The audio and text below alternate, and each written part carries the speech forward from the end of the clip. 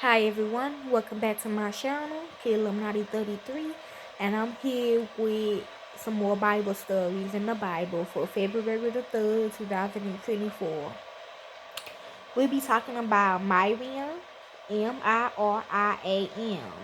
the God who speaks Bible story. And this is about the second machine that Kia is in. This is a girl, okay, a woman. They say she is one of the most powerful women in the Bible.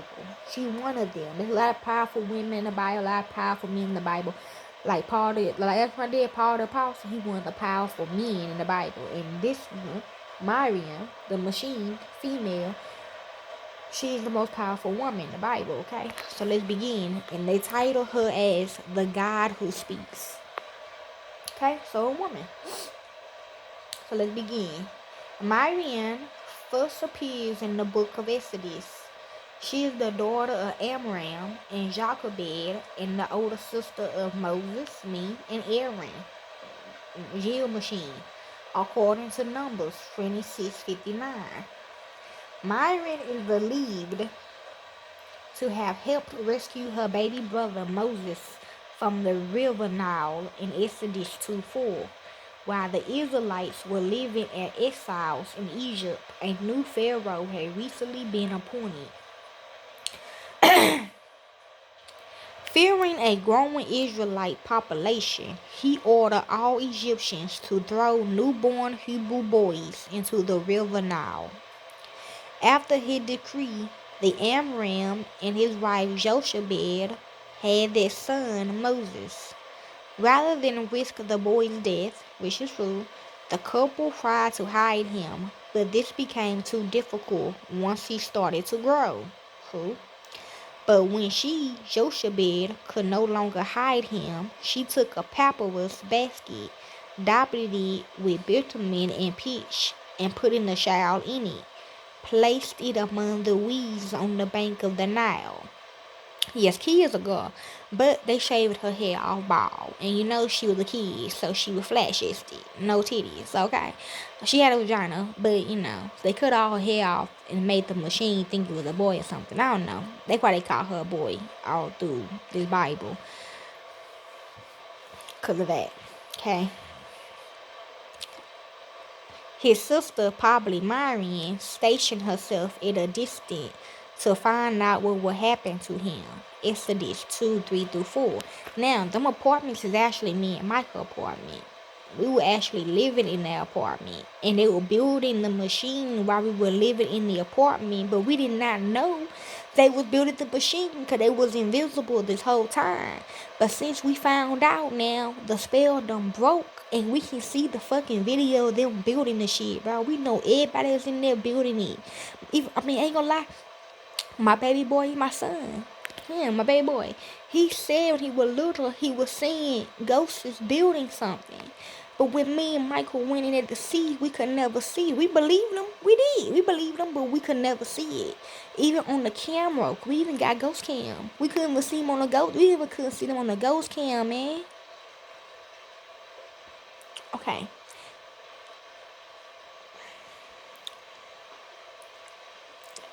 I did tell people this in a meeting one day, okay? You wasn't there, babe. My bad. After Miriam watched Pharaoh's daughter rescue the child from the river, see, because my son, baby boy, he was like always, he would never sleep, y'all. He could never go to sleep. We couldn't go to sleep, y'all. I didn't care. We moved out. I mean, we was still in our name though, but we was at grandma's house sleeping because it was so freaky, y'all. It was so spooky. Like, I used to always grab my baby boy in the middle of the night. Like, he used to wake up and go in that area and just stay there all night, like the movie Poltergeist. Like, okay.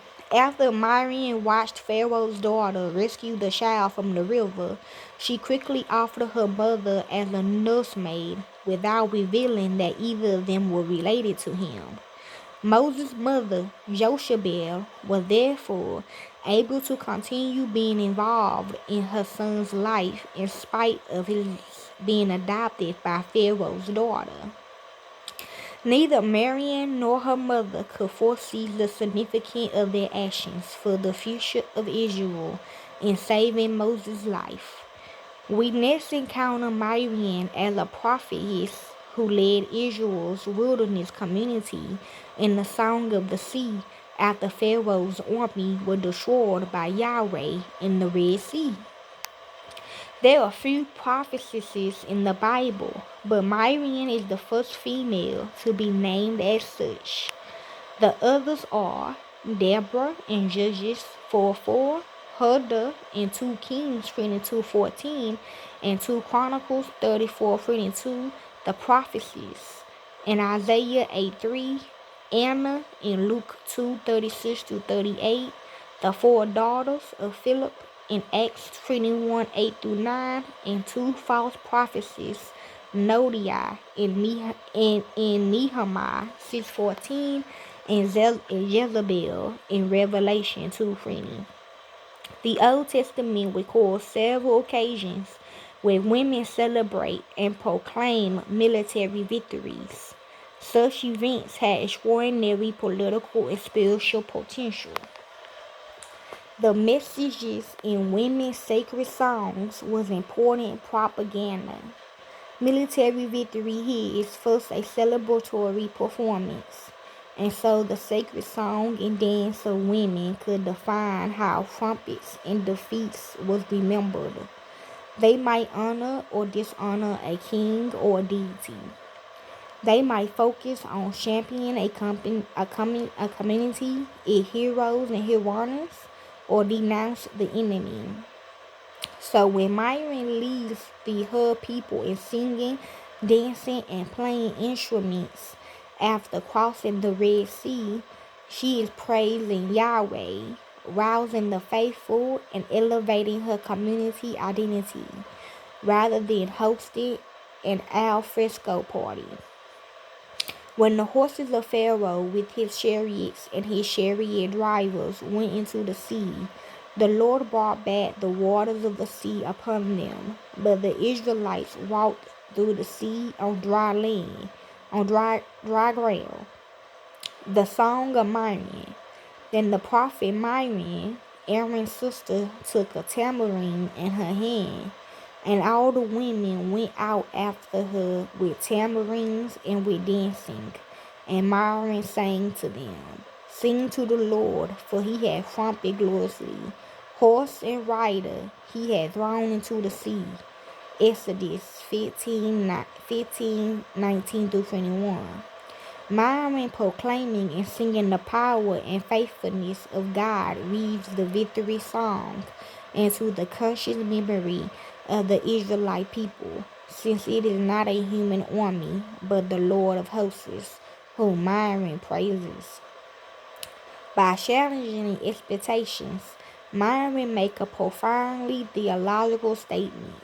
Some scholars believe that the whole song, rather than just the chorus, was originally sung by Miriam and not Moses, and that this tension between the two siblings is highlighted by the editor's reattributing most of the song to him at a later date and elevated his position in opposition to Miriam, as we shall see later on. Nevertheless, the story of the Exodus begins with Miriam beside the waters that hold her helpless baby brother, and the story ends with Miriam once again beside the waters, this time celebrating Moses' victory over the waters. The word Moses in Hebrew means to be drawn out, just as Moses is drawn out of the water as a baby. So he fulfilled his name as an adult when he draws the people out of the sea, rescued from the waters, and Miriam's words and actions are key aspects of both events. Miriam bookends the Exodus story. The biblical tradition suggests that during the Exodus, the leadership model was held between three people, all called prophets: Moses, Miriam, and Aaron. This is remembered later in Micah 6:4. When Michael recalls how God delivered the Israelites, "For I brought you from the land of Egypt and redeemed you from the house of slavery." And I send before you Moses, Aaron, and Miriam. There's an interesting distinction here between the early worship led by Aaron, later resulting in the catastrophic incident with the golden calf, Exodus 32, and the worship led by Miriam, who pioneered a sacred song and dance. Miriam and Aaron are the first two Coptic leaders in Israel's celebrations of the Exodus.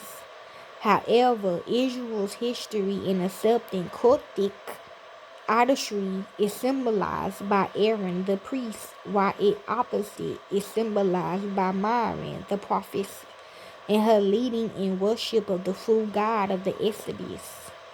With Aaron's calf and Miriam's song, there is a festival, devotional atmosphere of dancing, but Aaron's worship includes idolatry, while Miriam's worship praises the living God.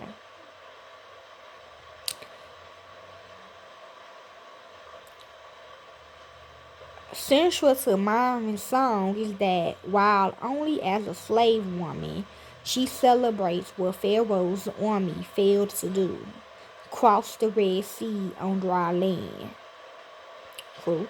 Miriam could only do it because the Lord is on the side of the oppressed. Therefore, the meaning and purpose of the Exodus, a focal point in all of Israel's history, is explained through the words and music of a woman. Miriam, not Aaron, is the key interpreter of the Exodus.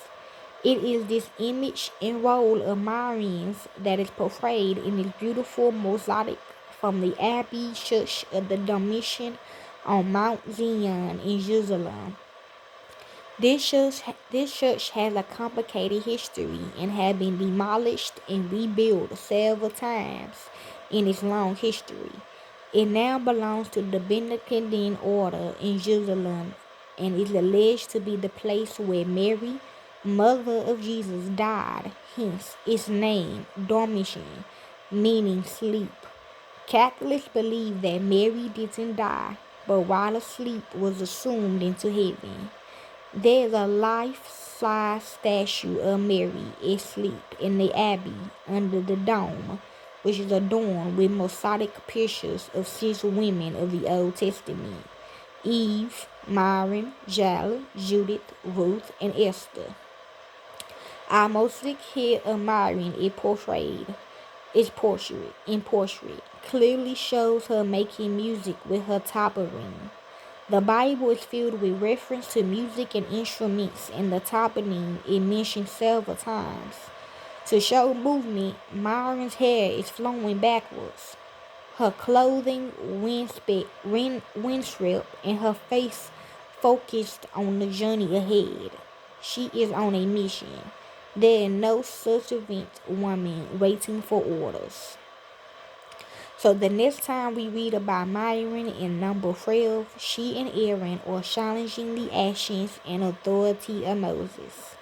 She sees leadership as embracing diverse forces and roles, but this idea comes at a great cost. When the Israelites are camped at Hazorah, having left Mount Sinai, Miriam and Aaron rebuke Moses for marrying an unnamed woman.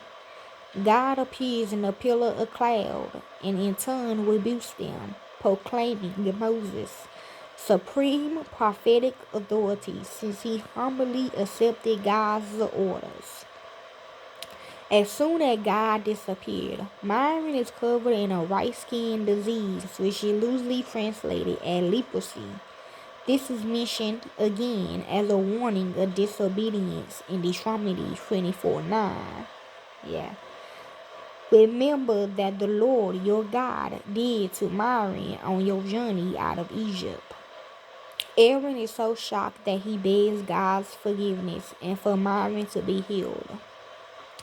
Moses intercedes, but God states that Miriam has to be excluded from the Israelite camp for 7 days before she could return.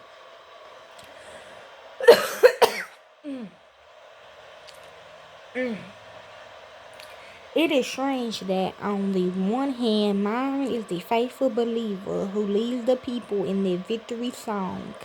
Yet here she is accused of defying God when she doesn't accept Moses' authority over her and Aaron. And unlike Aaron, she is punished and ostracized for 7 days. Perhaps since he was a priest, he couldn't neglect his priestly duties if he were made to leave the camp for 7 days. It is also why Myron's death is described so briefly in number 20 and 1, and why there is no account of the community's response to her death. She simply vanishes, or is this omission why Myron is later remembered in Micah 6:4, when she is described alongside Moses and Aaron as delivering the Israelites from exile in Egypt. There are a number of women's songs in the Bible which are crucial in providing the theological meaning of a critical event in sacred history.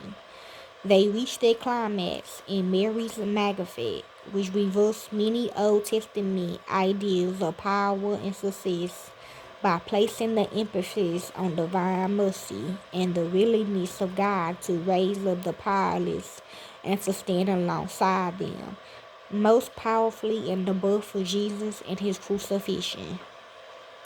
Taken as a whole, women's song define and summarize a number of theological themes: the role of God for the individual and the nation, the importance of faithfulness and hope, the reversal of the status quo, the importance of rejoicing and celebrating, and the blessings of motherhood on earth and in heaven.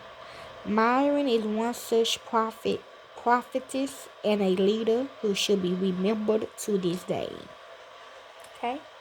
That is Myron, the second machine story in the Bible, and they call her the God who speaks. Okay? Enjoy, y'all. Thank you.